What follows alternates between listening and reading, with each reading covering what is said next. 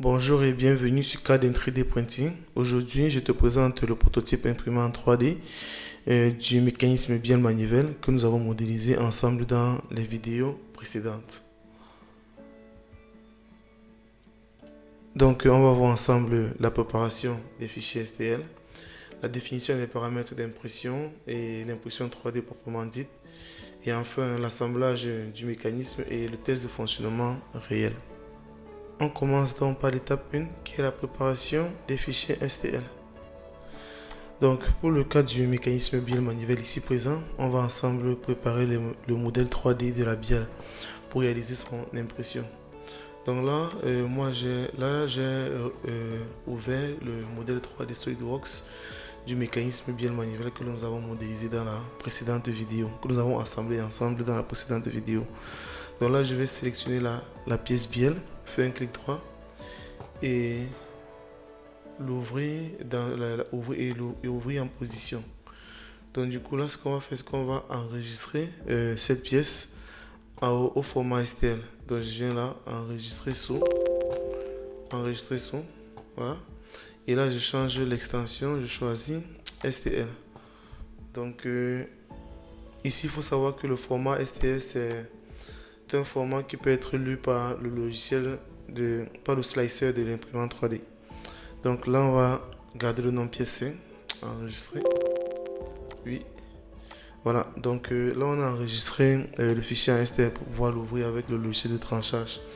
Donc ici, moi, pour mon imprimante 3D, j'utilise Ultimaker comme slicer, donc pour trancher mes fichiers, pour convertir les fichiers STL en G-code.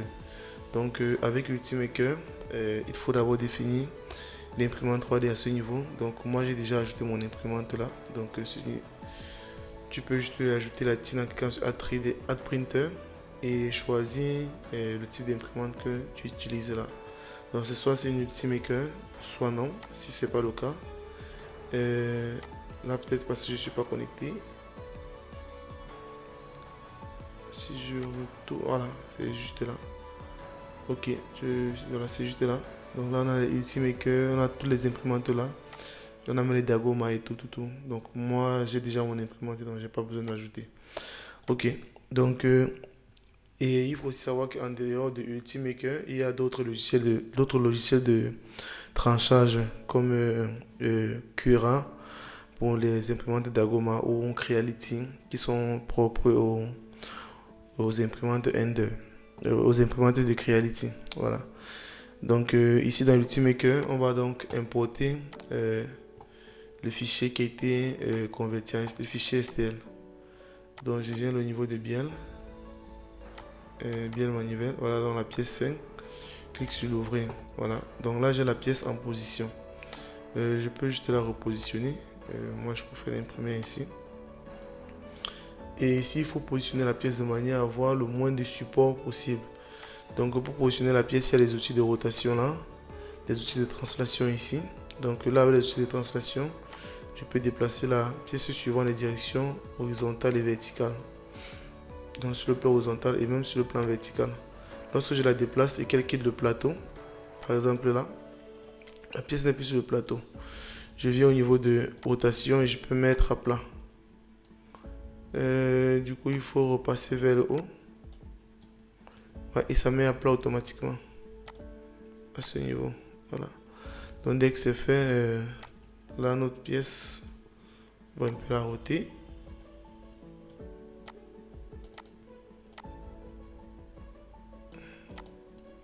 Ok. Donc quand la pièce est bien en position sur le plateau, ce qu'on a fait maintenant, c'est définir les paramètres d'impression.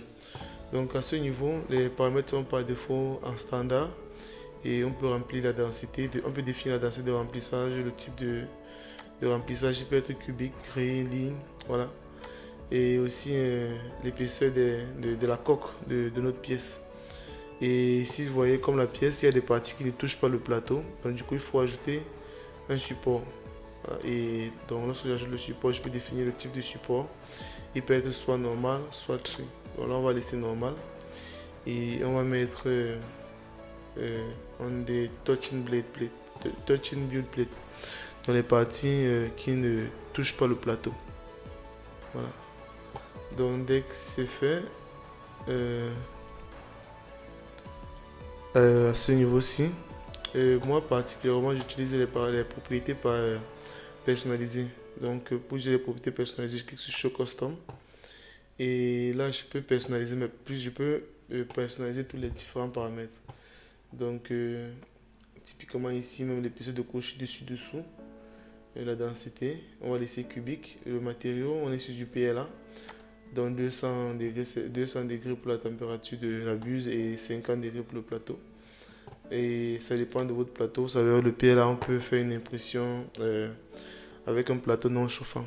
Mais il faut qu'il adhère bien. Ou bien utiliser du scotch adhésif pour mettre sur le plateau.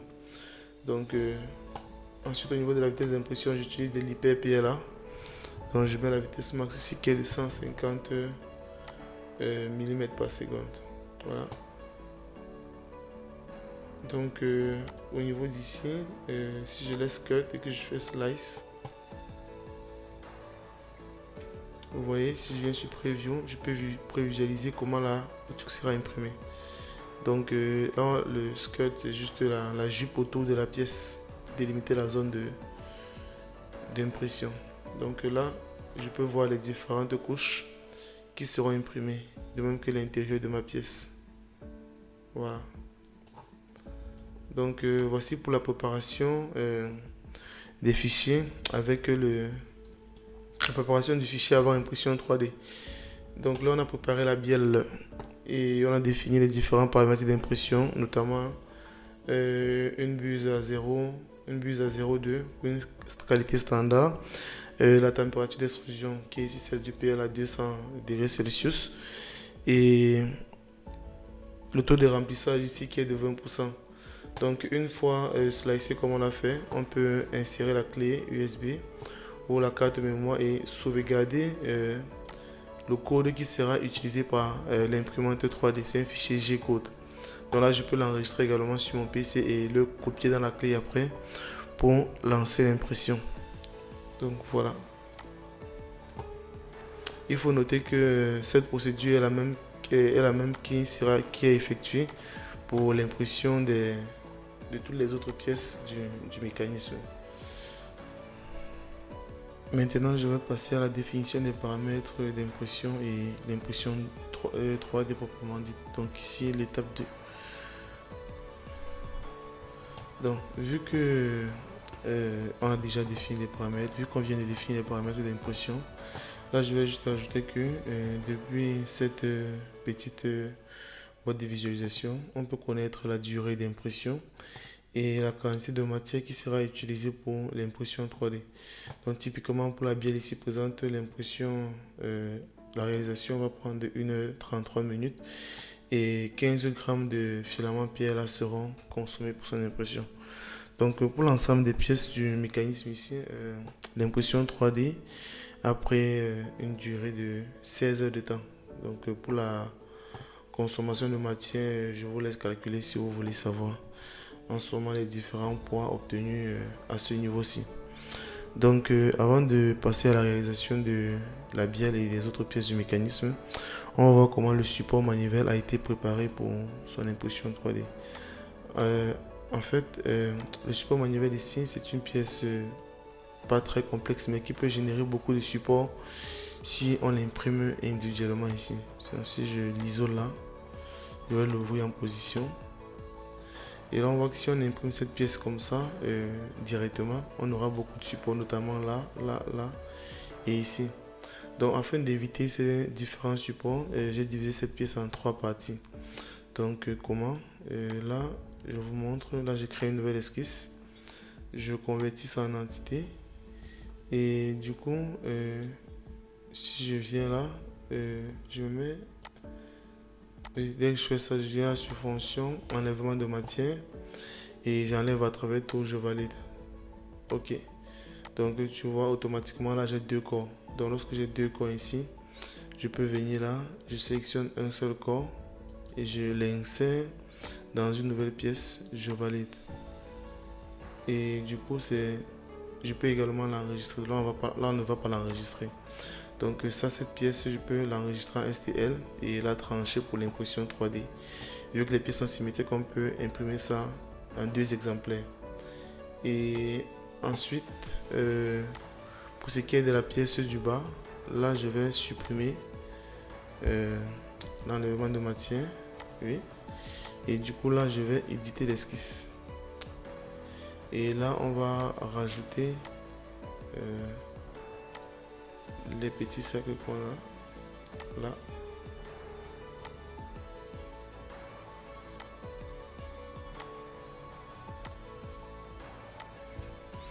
Donc dès que c'est fait, là maintenant je vais passer sur fonction enlèvement de matière. Par contre là, je vais enlever d'abord ces 4 pions vers le bas, ces 4 angles. À travers tout, je valide. Oui. Et ensuite je reprends la même esquisse. Enlèvement de matière, je sélectionne cette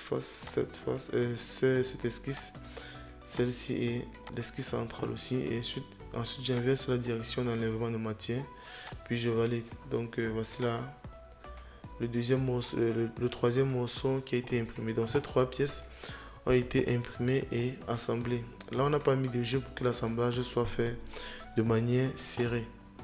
Donc voilà un peu comment vous pouvez préparer cette pièce pour l'impression 3D.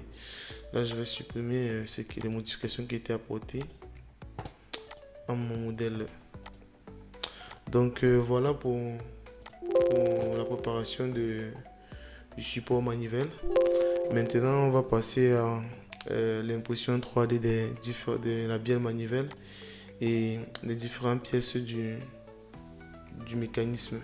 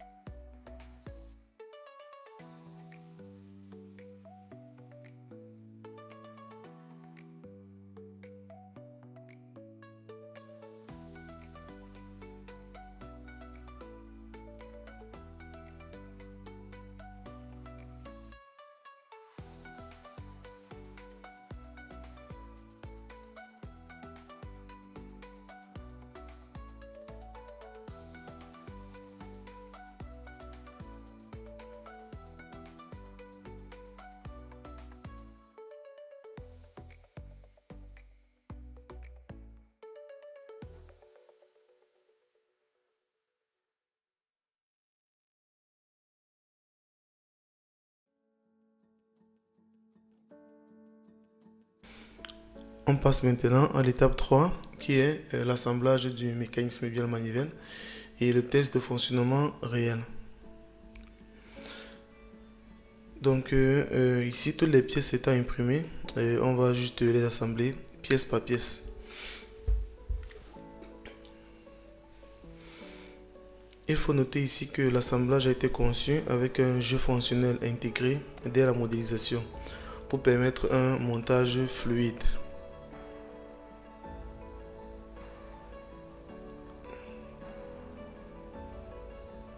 Donc j'ai cependant poncé légèrement certaines pièces pour ajuster les tolérances. Donc c'est le cas particulièrement des pièces de la manivelle. Comme vous pouvez voir, le côté est légèrement poncé.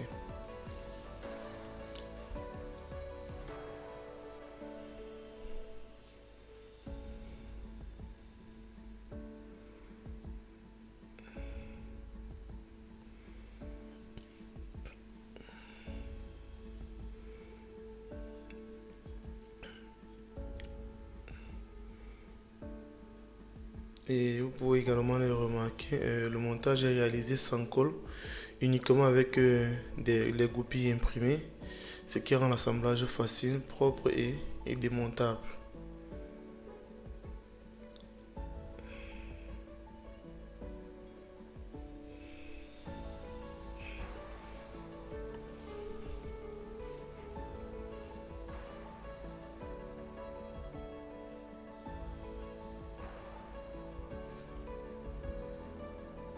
Voilà, là on assemble les deux parties de la bielle avec la manivelle. Et comme je l'ai dit, l'assemblage, vous voyez, le jeu fonctionnel est déjà intégré. Donc tout est pris en compte dans la modélisation.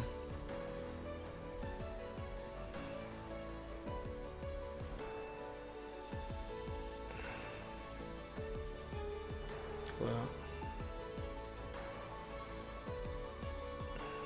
Vous voyez, le mouvement commence déjà à venir.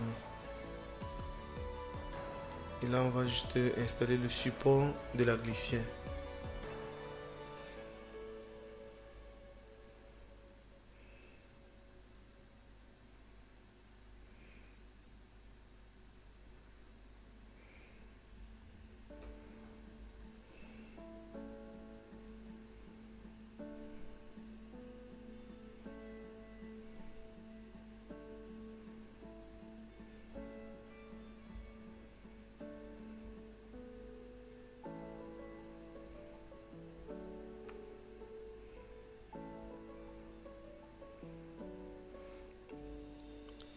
Donc voilà le prototype final une fois assemblé. Dessus on peut facilement identifier les différentes pièces, principalement la manivelle, la bielle et le piston. On peut également retrouver le support fixe. En tournant la manivelle, ici on observe bien la transformation du mouvement rotatif en mouvement linéaire alternatif. En mouvement linéaire alternatif, ce principe, comme vous pouvez le voir, est utilisé dans de nombreuses machines, notamment les moteurs thermiques, les pompes à piston et certains robots industriels, comme nous l'avons vu dans la vidéo d'introduction sur ce mécanisme bielle manivelle.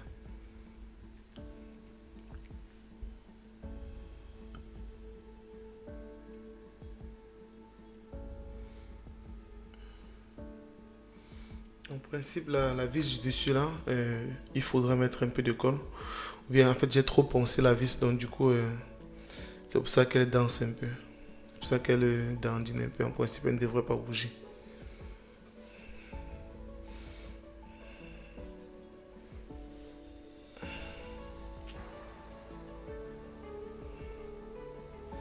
Et le léger jeu qu'on a entre les pièces du support, c'est dû au fait qu'ils ont été imprimés en plusieurs pièces.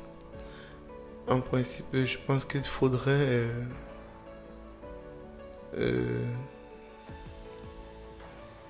soit coller les pièces.